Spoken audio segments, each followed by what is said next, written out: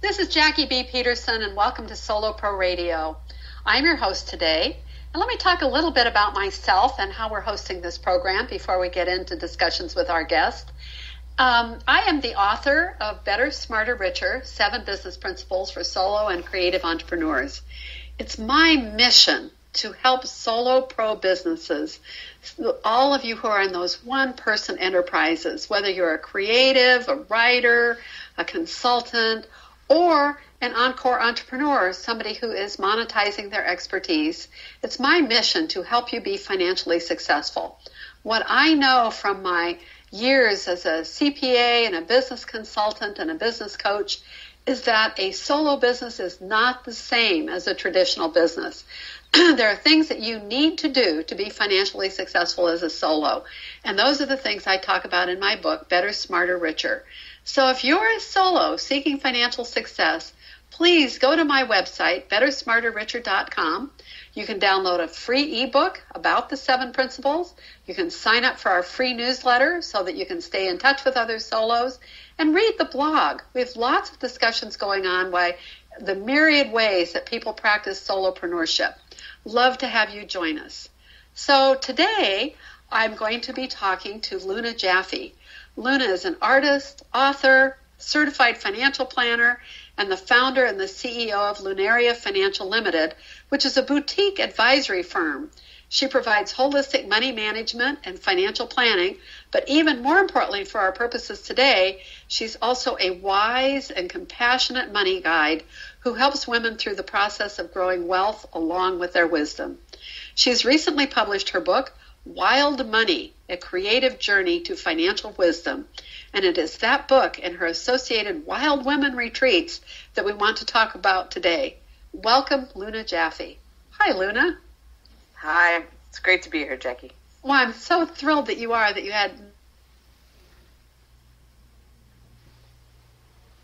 took time out of your busy vacation to join us today. So talk about your background and what led you first to be a successful financial planner and then to write your book. Well, I came to financial planning through the back door. I think that's kind of a common experience for a lot of people in the world right now. As I was a professional artist and loved being an artist and was successful enough, I would say, by my terminology, meaning that I was able to pay my bills and I supported myself, but I never felt like I really had a grasp on the business side, as well as I was great at making products that people wanted, and I sold them, and I'd get home and I'd pay my bills and I'd have nothing left at the end of the day. Mm-hmm. Certainly had no idea how to get health care or savings or retirement. All those concepts were completely foreign to me, and I just lived in the moment and thought that that was the dream, that was living in the moment. I'm free, I have freedom, until somebody pointed out to me that maybe freedom actually meant having money and having access to things that money can bring you, not just the access to. I'm laughing. Yes. not just the ability to set my own schedule, right? That's a type of freedom.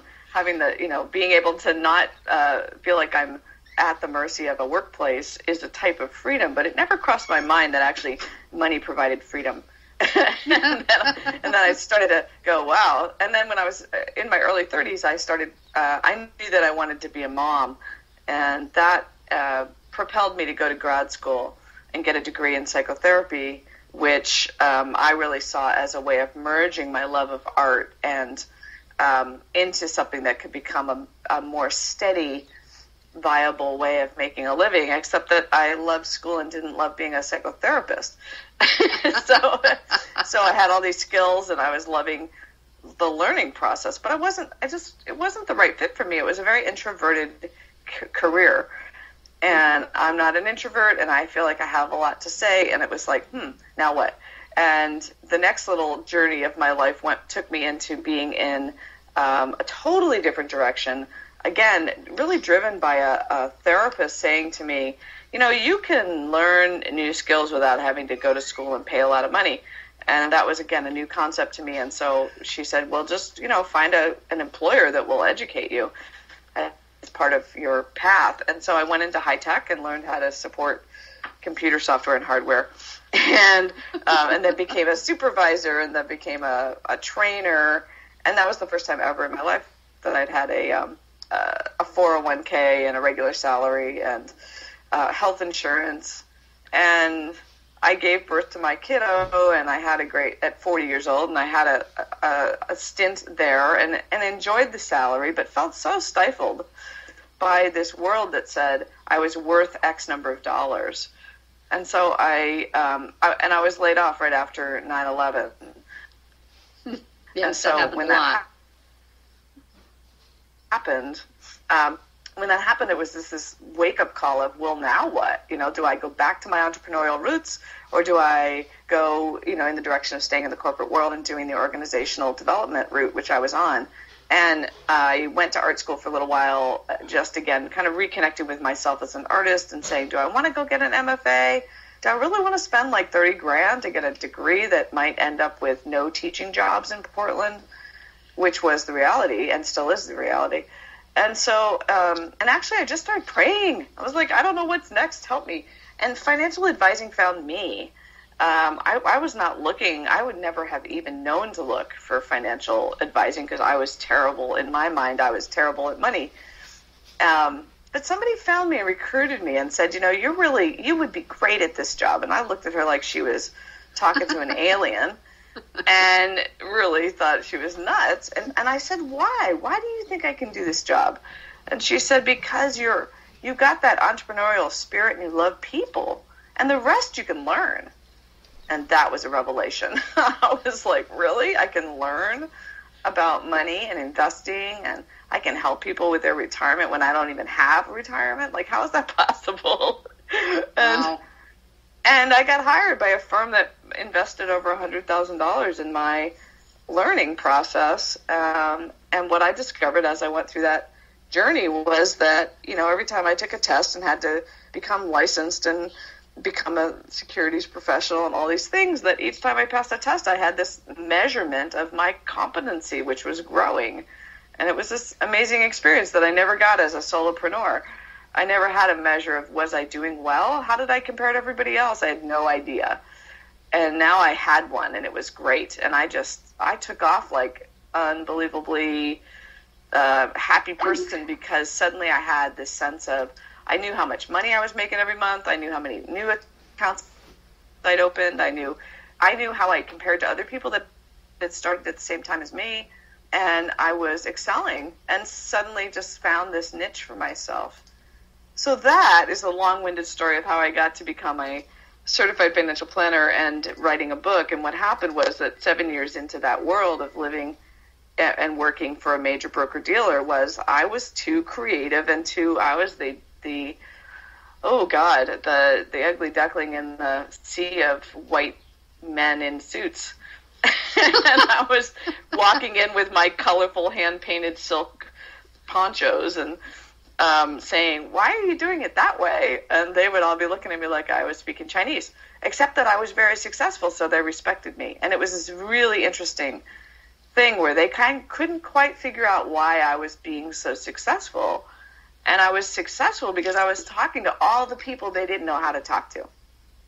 Oh, that was perfect. That was really the key. I was talking to so many people that they had no language to relate to. And so the book really was born out of this feeling that there is nothing out there in the market right now that addresses finance from a creative person's mindset. And I had the tools. I'm an artist, I'm a psychotherapist, and I happen to be a financial planner. So I was able to put all those things together. And I've been writing for a long time. So the writing is something that I love to do. I have lots of imagery to put in this book. And I wanted, my motto for this book was, it's the world's first beautiful book about money. Because I wanted something, right? I wanted something that the creative person would find interesting. And it would engage them enough to get over the hump of all that mindset that we have that says, I can't do this, I don't want to do this, it's boring, it's not relevant, and get beyond that to, wow, maybe this is worth looking at. I love that.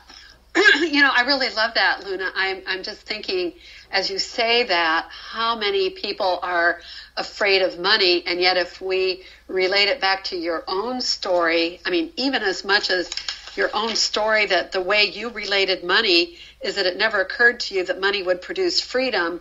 And when you had money, when you were working for the company, it was very stultifying. You were getting educated, but it was stultifying in that, you had to work within their mold, you had to work within their hours, and so that was what you had to pay to get money. And so, of course, money and freedom were not tied up in your mind, because money to you meant I have to do these things I don't necessarily want to do or love to do in order to get money. So you can see your experience was not that money meant freedom. Money meant, selling out. Money meant constraint. Money meant working within within some sort of a system that you didn't necessarily appreciate. So of course you didn't think that money meant freedom. Wow. That is fantastic to really get over that, to show people that money can mean freedom for them and that they can learn about money. It's just how money's managed that is stultifying, and you're going to show them a different way. Yeah, and what's really interesting is that I really work with this, the target market that I work with is both sides of the coin. It's people that have a lot of money but don't have a good relationship with it because of where and how they got it. Mm-hmm. And then it's people that have never had money, that have never had the experience of managing it.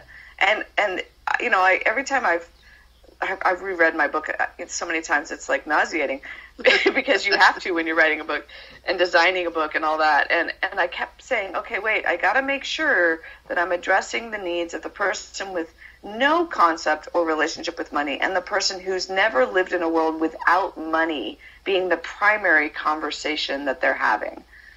Because that's what that's what it's like when you inherit money or you come from a family with money, is that it's so integral to your life. You don't even know what life is like without that conversation. And yet it's never been your conversation. And I'm trying to help people have their own conversation and develop their own relationship so that it comes from this place of love. And people look at me like, love? Like, what's love got to do with money? To me, love has everything to do with money. And if we can really sit honorably and respectfully in a loving relationship with money, it becomes this tremendous advocate, an ally in our world rather than an adversary or a thorn in our side or just a burden. For a lot of people, money is just a burden.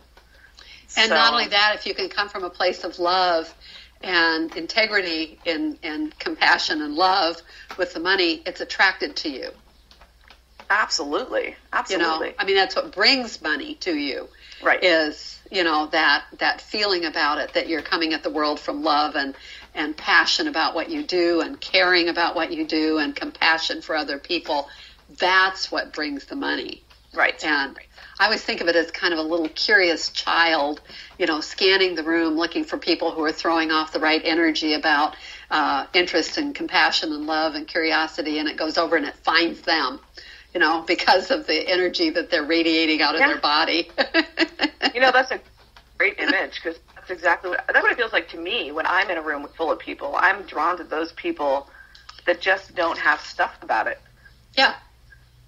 Where they're just in happiness about it rather than angst. Yeah. So that truly is what my work is about, helping people find that place where they're in a resonance. I describe our relationship with money as an arranged marriage.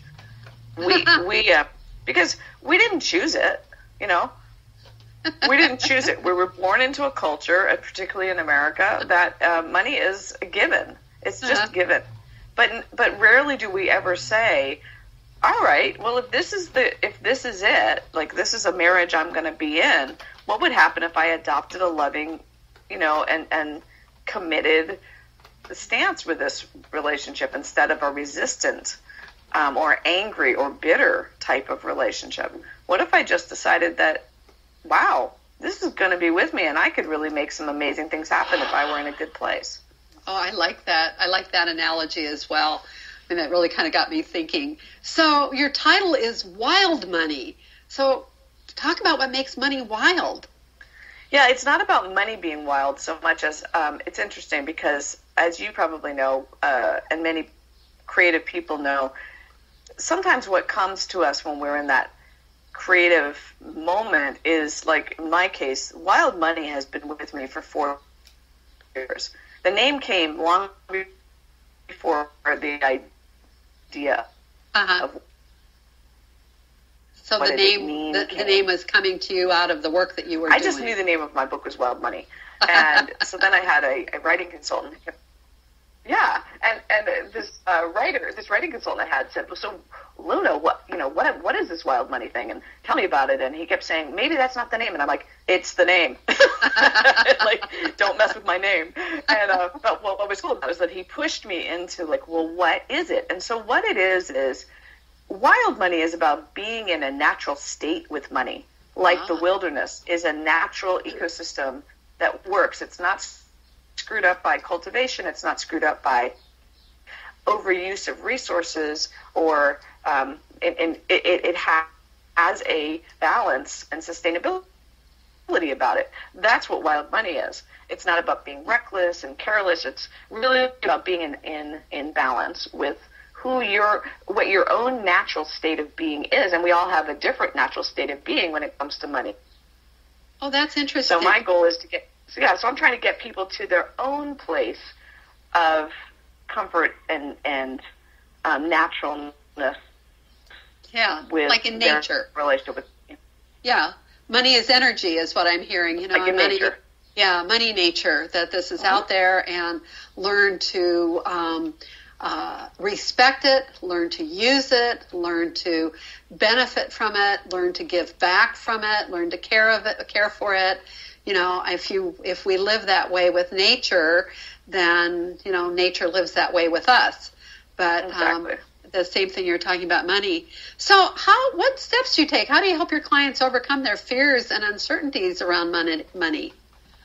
Yeah, so I walk people through a 6-step process where we so typically we'll tend to feel like everything about our relationship with money stinks. It's this big blanket statement of like, it's all bad. But what I've discovered and worked with and developed is that it's not usually that. That's really not usually the case. So I've broken it down into 6, I call them 6 money mandates. So I look at how do you receive money? How do you spend it? How do you nurture it? What do you do to grow it? How are you protecting it? And what is your relationship with giving it away? Mm-hmm. And often I'll find that people are particularly good. Like I have clients that can earn $200,000 a year barely with blinking an eye. I mean, they just know how to make money. And they have nothing to show for it. I mean, nothing. And they're not really giving. So it's really interesting. It's like people can bring in tons, spend it all, have nothing invested, and not be particularly generous. So we look at like, well, what's going on there? And in one case, for example, what we discovered in doing this work was that this particular person lost the bank took their family farm from when she was a child. And so in her mind, banks equaled disaster. So putting money in a bank for her was just too terribly scary. Yeah. And so in her mind, the only thing that was safe was to have money and to spend money, but not to have money and save it, or have money and be able to ever get a mortgage or have a house. Yeah, just let it pass and by unraveling that, right. And so finally unraveling that has enabled her to really recognize that that's not her story. It's her parents' story, and it was an experience she had, but it wasn't hers. And so it really enabled her to shift so many things fundamentally that all the rest started to change. But without that, I couldn't have just said to her, hey, we'll just start saving. Yeah. Because we weren't getting at the core, the emotional core of why that was not happening in the past. So I can see right there how your psychotherapy background would really help you have a much deeper understanding of what people are telling you and how they're acting around money, and you've applied it, so you looked for the deeper story of what was behind her actions, making the assumptions that people are acting in a rational way based on, their own experience in the world. Instead of saying, well, you're acting stupidly, you're saying you're acting very rational according to your set of beliefs, so let's take a look at your belief system. And then you were able to get to it. Right, and I use visual imagery throughout my book and throughout my process because I really believe that, again, coming from that both artistic and psychotherapeutic backgrounds, when we allow ourselves to create images of what we think our internal landscape looks like around money, what happens is that there's things that we don't know are there that show up. Just like when we dream, we don't really often understand exactly what that dream's about until we really sit down with it and allow ourselves to tease out and interpret what's happening. So our drawings can become this incredible resource for something that you didn't even know was there. Both strengths and challenges are going to show up, and they do regularly show up, where people will go, well, I don't think I have any money, but look at that. I drew a picture with money raining down behind me. Like, I just have to turn around. Like, it's not that complicated. But until they have a visual picture of it, they don't know that. Huh. So there it was, and, they just weren't even paying any attention to them. And so you are able to work with that picture that they did and point that out to them and then think a little deeper about it and really get a good story. Yep, and then they redo the picture. Oh. So the way we do the process is that you draw an image or create an image using Collage or Google Images of where you are at the moment, each of those 6 mandates, and then I have them create, having done a bunch of work about it, then I have them create how do they really want to be in relationship to receiving or giving or nurturing, and it creates this new awareness of what their choices are. And my belief, having seen and done psychotherapy for so long, I can tell you that if you can't, there are people that truly can't visualize something. They just can't go there. And my belief system is that if you can go there, if you can draw an image of how you want to be, you can make it happen. But you won't be able to draw it until you're ready to make it happen. So it's kind of like there's certain rituals that people can do, and it's like, if you just do this ritual, your house will sell better. And there's people that will not do the ritual for 3 months because they're not ready yet. They're not ready for that house to sell or for that thing to happen. And then as soon as they're ready, they can do it, and then the house sells and they're done. And the same is true with our money. If you can visualize it and actually draw it, then you're ready for the change to happen.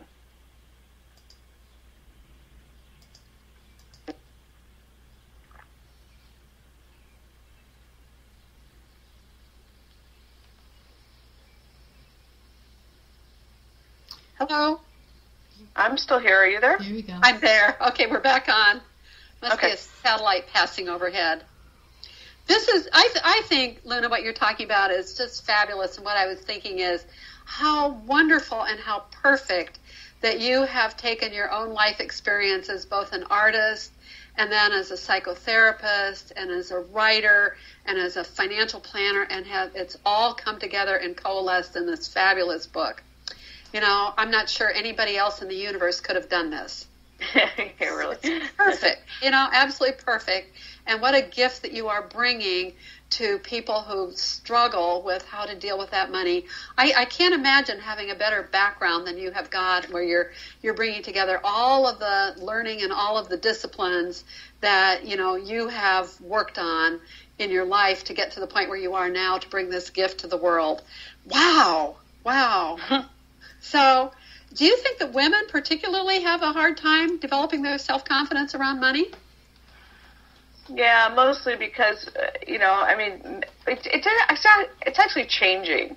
Uh-huh. It's really changing. What I think in the past, I'm in my 50s, and I certainly wasn't taught about money, but neither were my brothers. So, I don't know that, I think that for women, we just have more of a cultural message that says we're not good with money, and men have a cultural message that says you need to be good at money. They don't they're not necessarily good at it, but they get told that, through messaging that they should be.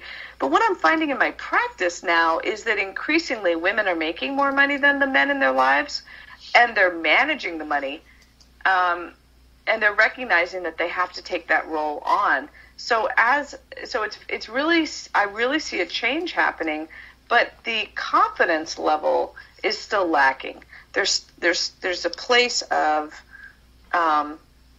not really understanding that money and the money skills associated with being a good money manager, they're skills. They take practice. They just simply take practice. And if there's anything that I try to tell people on a regular basis, it's a little bit of attention to your money relationship every single day can make a tremendous difference in how you feel about it, how on top of things you feel, how you're handling it, and all that. That's really so critical. And that's wonderful. So you're teaching them the things that they can do every day, as well as some of the long-term looks, because it sounds like you're helping women get the solid things like a savings account and a retirement account and good cash flow on a monthly basis, and be able to invest for the long term. I mean, all those things. So it's not just today, but also the future that you're helping them look at. Exactly. Yeah, I'm really trying to give them skills and give them a context for how to utilize those skills. Well, that there's, it's so important, when you think about we've been spending a lot of time on this program talking about encore entrepreneurship. There are more people 50 plus starting businesses than any other age group. And of course, we've got this bulge going through our population of the baby boomers, and they are retiring or at least reaching 65 at the rate of 10,000 a day, which is going to continue for another 16 years. And many of them are not financially prepared. So it sounds like you could be doing an awful lot of good work for that population as well, helping them get a handle on their money, understand their money, and turn what maybe looks like a scary age into something that they can manage and they can figure out what to do. Yeah, and honestly, and I'm sure you see this, Jackie, because I know you counsel a lot of people around starting businesses, but what I see is this denial. There's just a ton of denial out there about the cost of starting a business. There's a lot of pie in the sky sort of, well, I'm just going to start this new internet business and it's going to make me $100,000 in the first 6 months. And as a result of that thinking, it's not being a good, it's what I see is it's not understanding that there are business skills that you have to learn that go hand in hand with your professional skills. And I'm saying this because I was right there. I am on the chair saying it was me too. Yeah.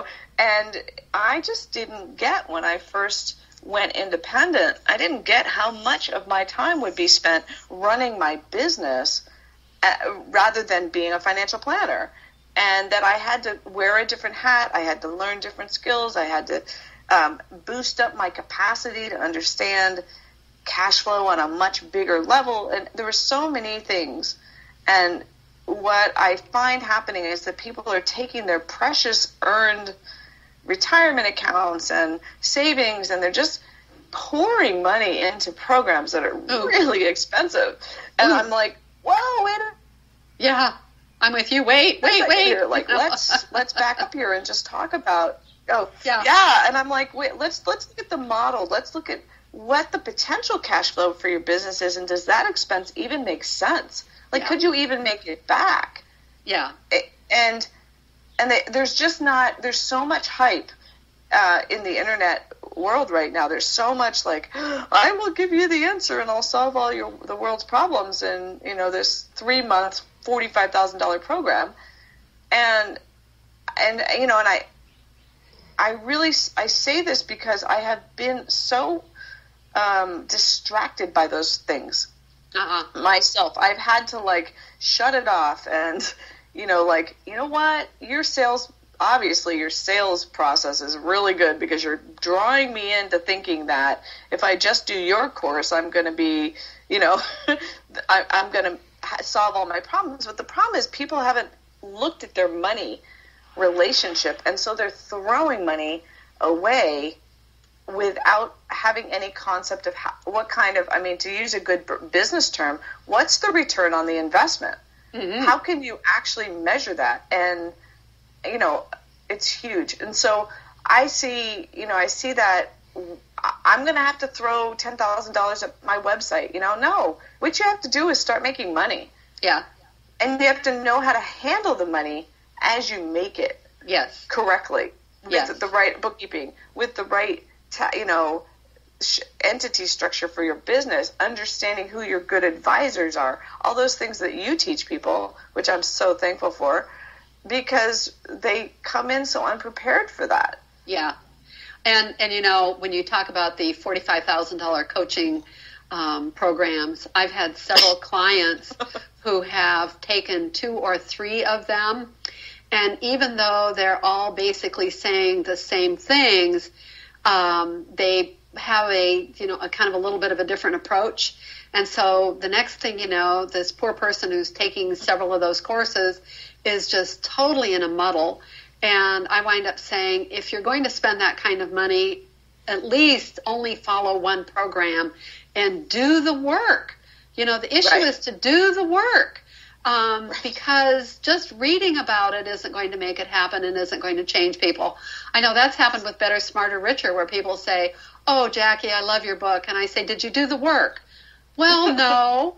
The power is in doing the work. And I'm sure that with your book as well, don't you have an associated workbook or journal with your book so people are doing the work?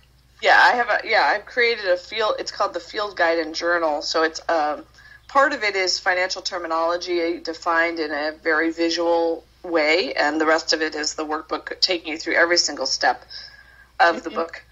Mm-hmm. I think that's very smart because people need to do the work. This isn't, as we say, rocket science. What it really is taking time to believe that, as you keep saying, Luna, you can get yourself educated, you can learn the answers, you can help think differently, and you have to do the work. You're not going to do it for your readers. I'm not going to do it for my readers. And none of those coaches are going to do it for their people either. They've got a program, and people would do okay if they followed the program. But if they kind of get into a program and then they don't do the work, they will leap to another program thinking, oh, well, maybe there's an answer somewhere else. And, the answer is always within us. It's always inside of us, taking the time to explore, to question, to open our minds, to look at our barriers, to gaining some new understanding within the context of our internal, psychological framework. That's where it is. We're never going to find it outside. Never. Yeah. So it's funny. It's like, because of course I come from the psychotherapeutic background, it's like the couple that goes into counseling and, they go twice and they say, well, we should be good now. I'm like, well, let's say you've lived your life for at least 30 or 40 years. So you have a lot of baggage, and then you have this relationship that you've been in for the last 10 years. Like, it doesn't get resolved in 2 sessions. It takes time to really understand at a deep level and to know how to shift patterns. The biggest issue here is that it does take energy to change patterns, and patterns of believing we're inadequate, patterns of thinking that we're stupid about money. It takes time to develop competence. Yeah. And competence, part of the reason why I developed this workbook was because I wanted to give people a sense of completion and growing. And so, one of the things in this workbook is a vocabulary checklist on each chapter. It's like, just, do you know these things? And if you don't, just go back in the glossary and look them up and make sure that you feel like you can go forward so that you have language that when you do sit at the table with your advisors, you at least feel like you can say, I think I understand how that works, but maybe in this context it's not quite clear. Would you explain it to me? Because when we can do that, we become smarter. Yes. And when we're silent, we don't become smarter. We just become more complacent to our own ignorance. Mm-hmm. Did I read that you did a Kickstarter campaign to raise funding for your book? Did you do that? Oh, yes. How was that? How was that? How did it work? That was like giving birth for 30 days.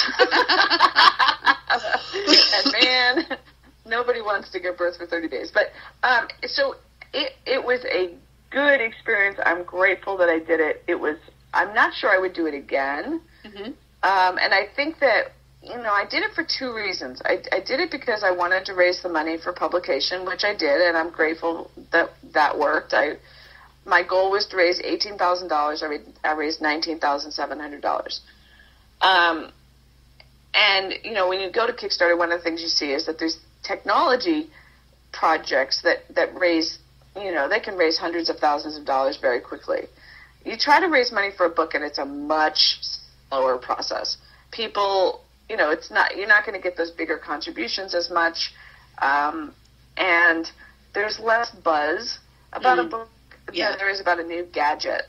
And there's so many people that love gadgets. They're just like, oh, I want that next new gadget, and they're going to put down $100 for that new gadget. So it was an interesting process also, because my second reason for doing it was to build a bigger platform, to become to get more people aware of what I was doing. And I was I guess I had my expectations were a little out of whack, I guess.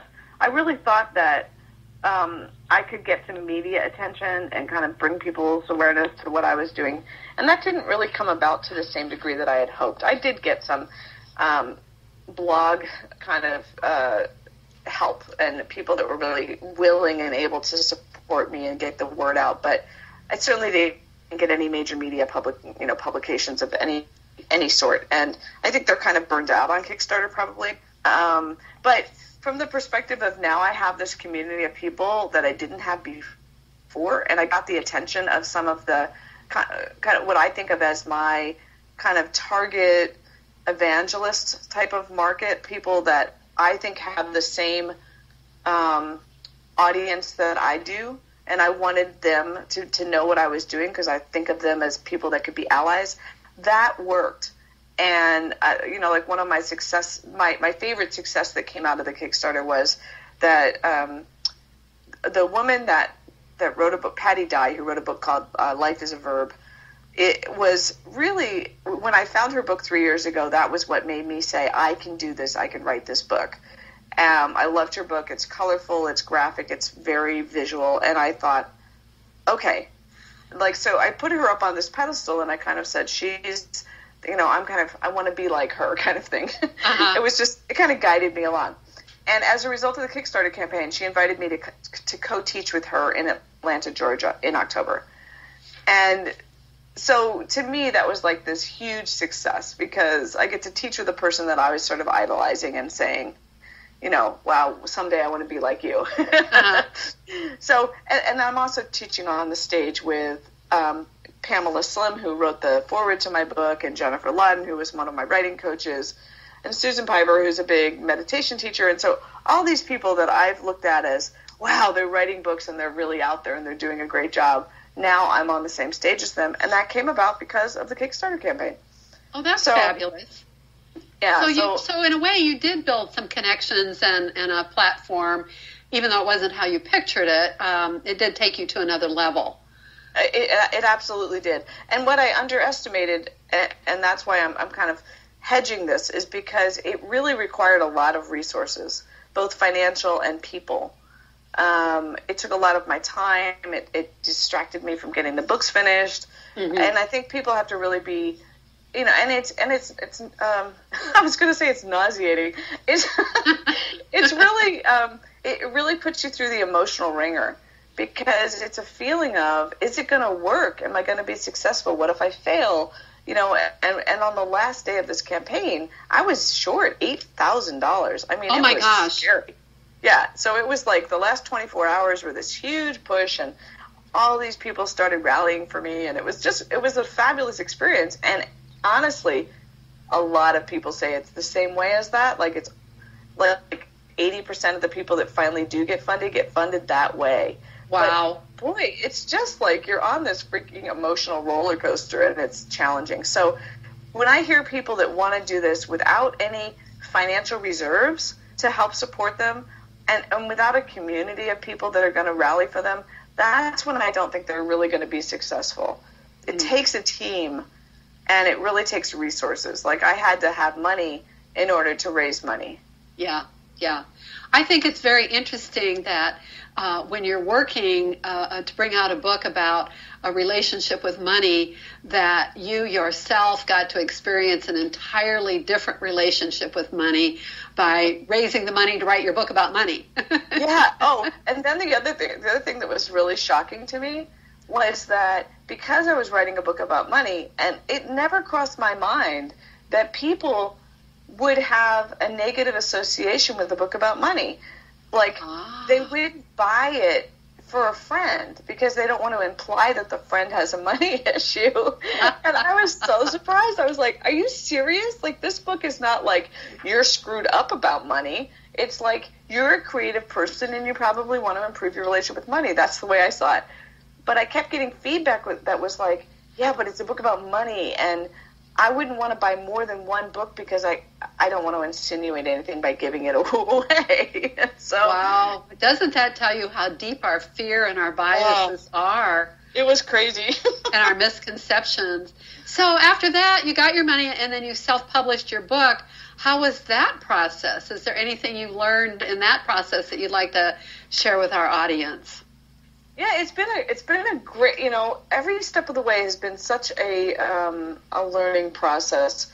Like yesterday, I just placed the order button. I finally approved all the proofs, and I have the journals are already on its way. I've got my 1,000 copies already coming to my door on Friday, and the other one I approved of yesterday. It's, I would say the biggest challenge with self-publishing for me had to do with the design of the book, because I was so adamant that this book had my creative vision all the way through it. And so I initially hired somebody to do the design who was from New York, and I was kind of convinced that that's the way I had to go. And I spent a lot of money without testing out the waters to see how good it was and how much she understood my vision. And she didn't get it at all, and I really lost a lot of money. And I just, halfway through, I just said, you know what, you don't get it, and I'm going to just stop right here. Like, I just washed my hands of it, walked away. I hired a really amazing woman in Portland who I've been able to sit down with every week and go through it and have that connection that I wanted to have with the design.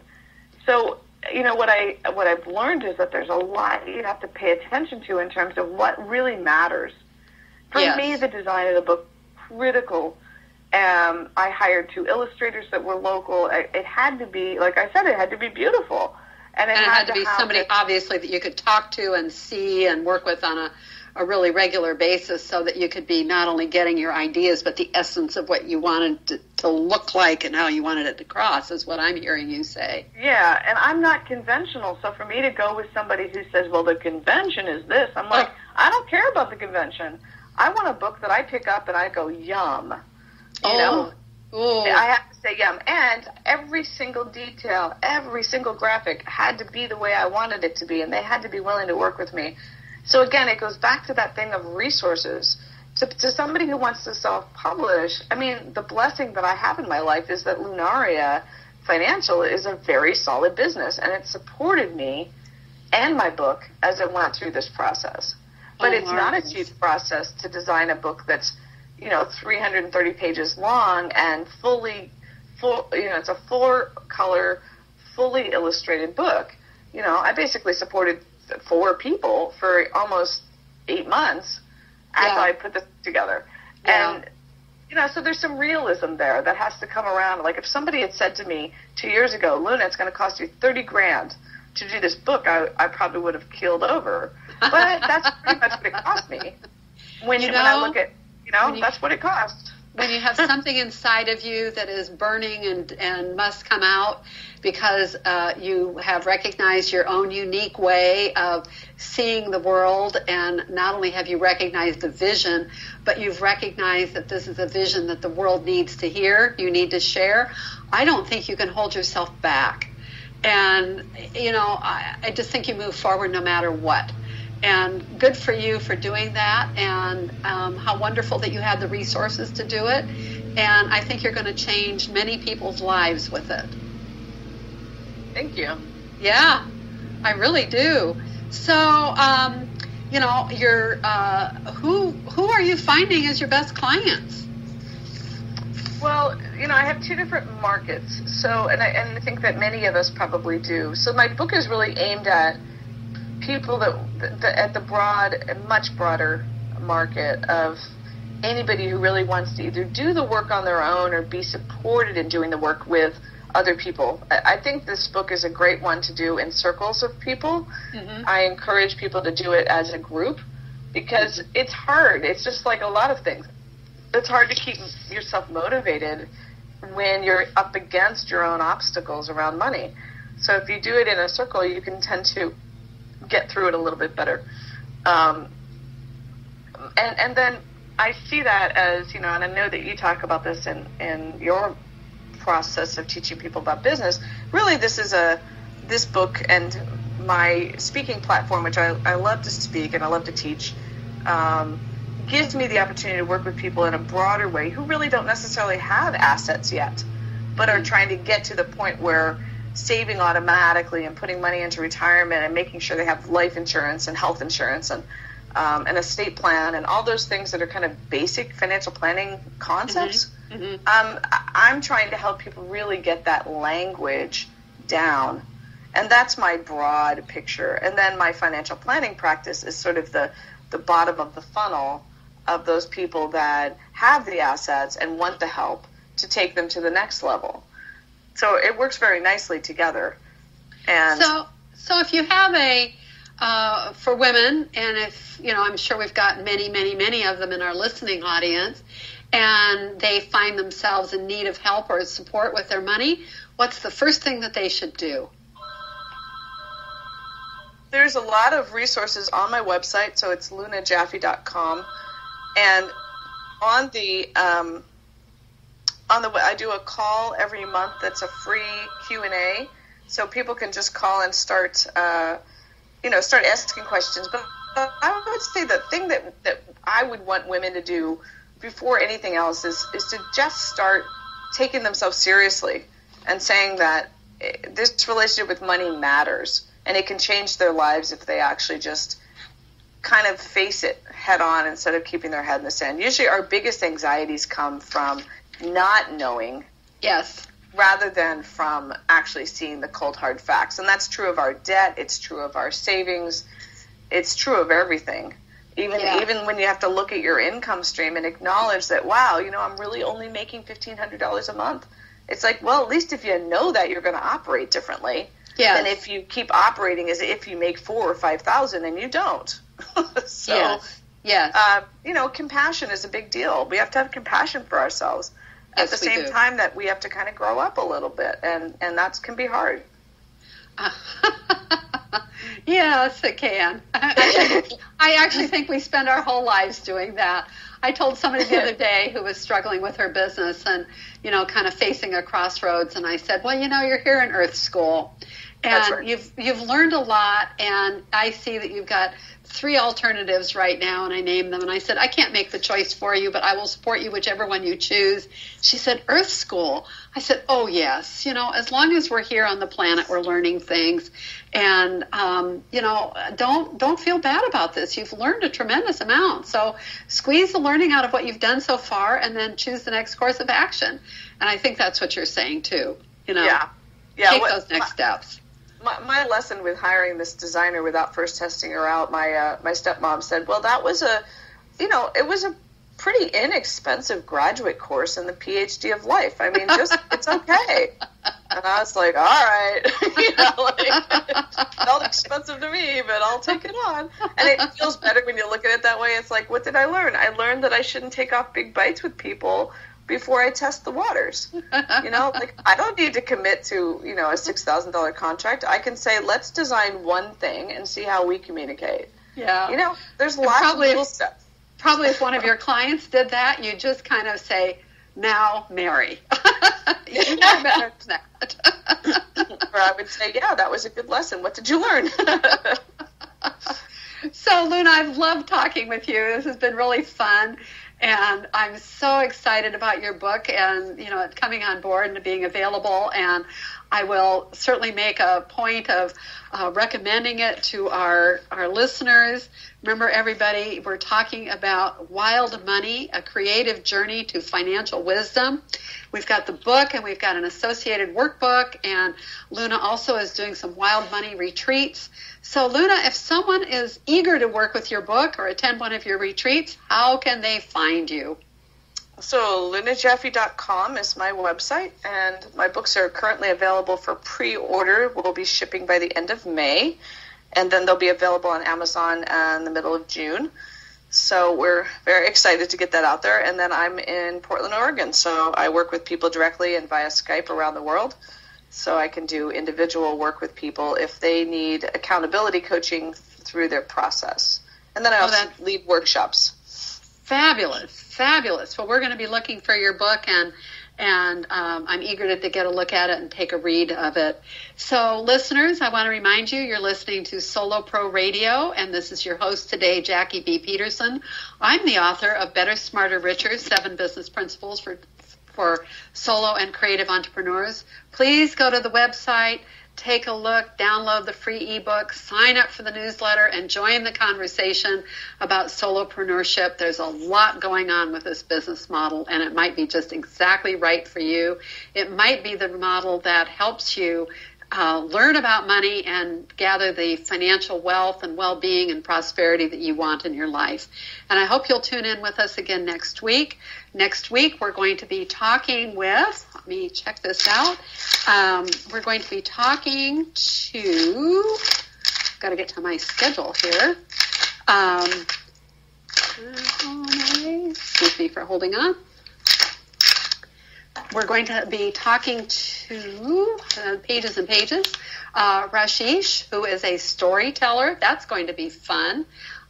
He's going to talk about storytelling as part of all of the things that we need to do to be successful in our lives. And I know that you will enjoy that conversation just as you have today. So tune in next week. We'll hear from you then. Goodbye.